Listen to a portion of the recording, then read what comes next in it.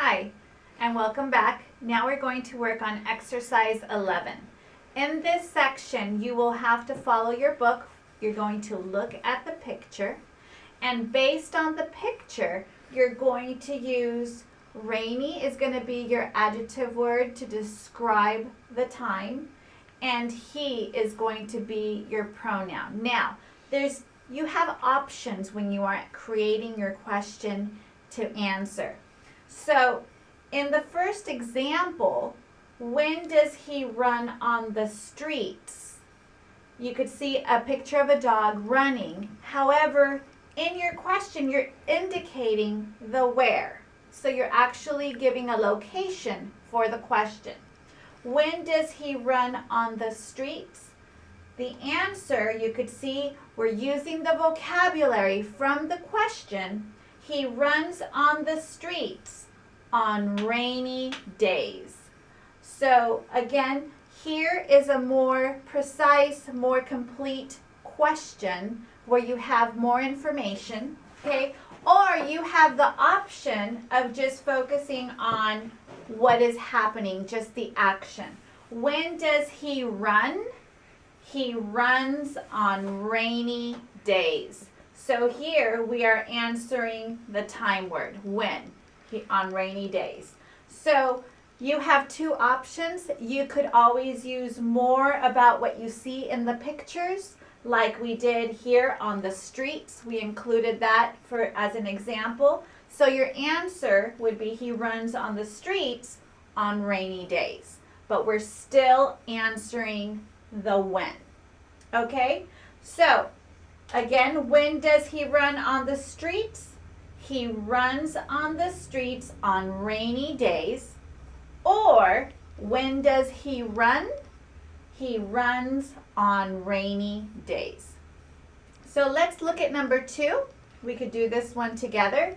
So we have Wendy and he.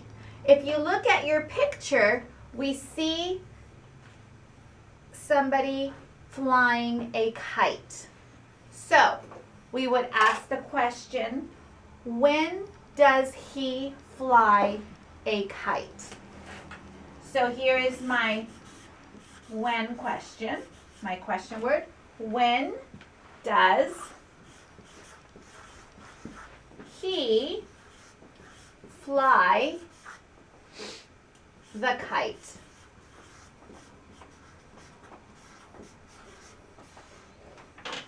And of course, you could see because it's happening in the picture, I am doing it in the present tense. When does he fly the kite? So my answer is going to begin with he, my pronoun, he, and because it's in the present tense, we know that fly has to change with an S because it is in the third person. So he flies the kite. Now, if you remember one of the rules about verbs, we have to drop the Y and put an I and add the ES. He flies the kite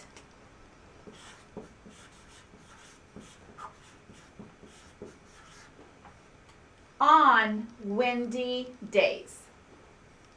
Oh, I'm sorry. On, because it's one day that we see him doing it. He flies the kite on a windy day. Again, when does he fly the kite?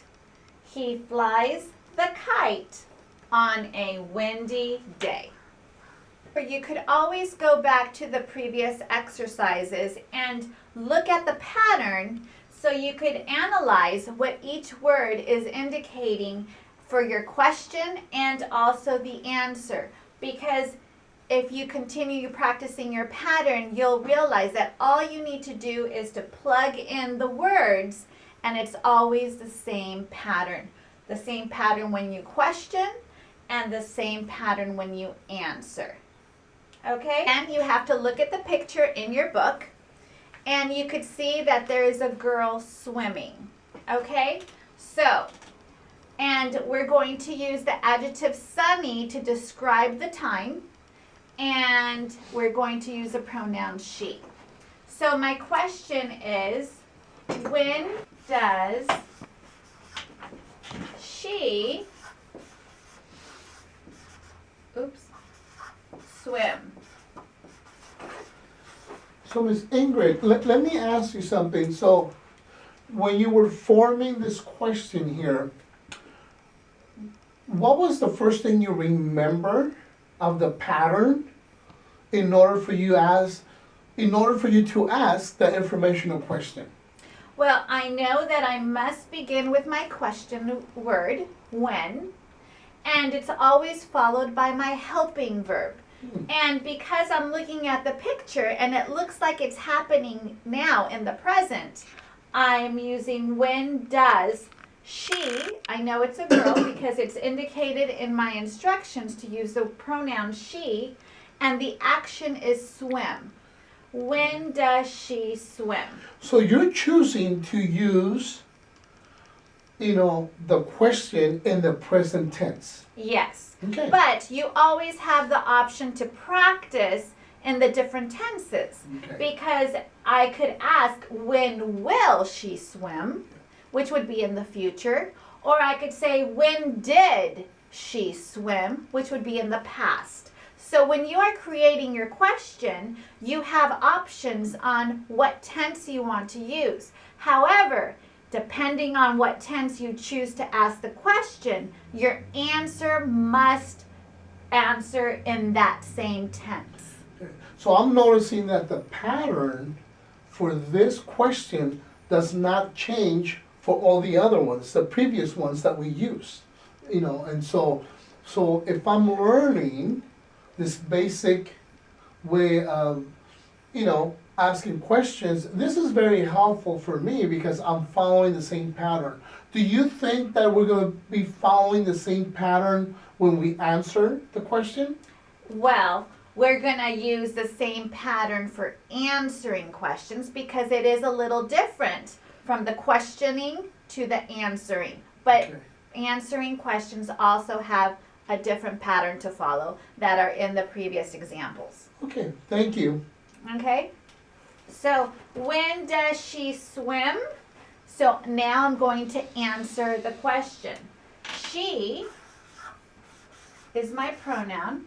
She now swims. Remember, when we're answering in the present tense, we have to add an S to our verb. She swims. And I have to use the adjective sunny, but it's my option to say on sunny days or on a sunny day. If I want to make it plural for many days, on sunny days, she swims on sunny days. So in this exercise, you have many options on how you're going to ask the question and answer the question.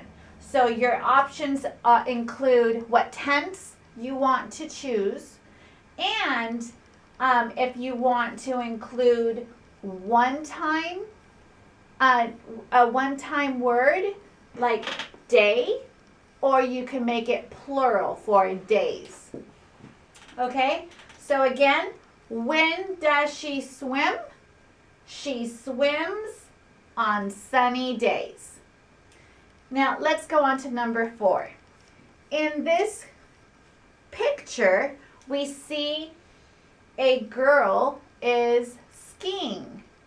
So I see that my adjective I'm going to use is snowy for the time. And my pronoun is she. So I could ask when, and just for practice, let's do it in the future tense. When will she ski? My question is, when will she ski? So now I go to my answer. Because it's in the future tense, I begin with my pronoun again. She will ski on. Now I have a choice. She will ski on a snowy day or on snowy days. So just for practice, she will ski on a snowy day. But remember, you have options now in creating your question and answering your question.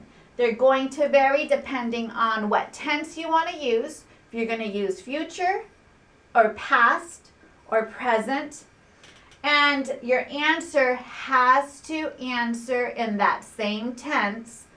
And you just have to remember using what helping verb you're going to use to indicate the question and then the answer.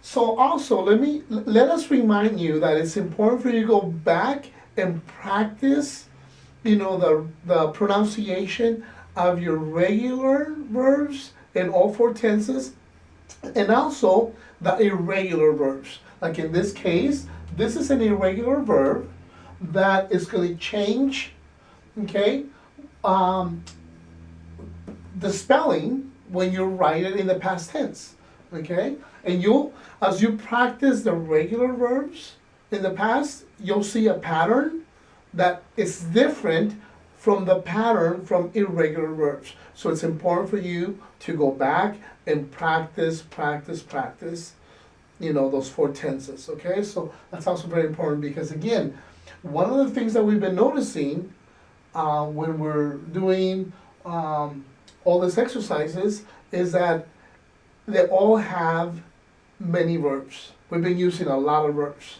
okay? So it's a great way for you to, strengthen, your knowledge on the verbs. So good luck, enjoy, have fun, and we'll see you soon.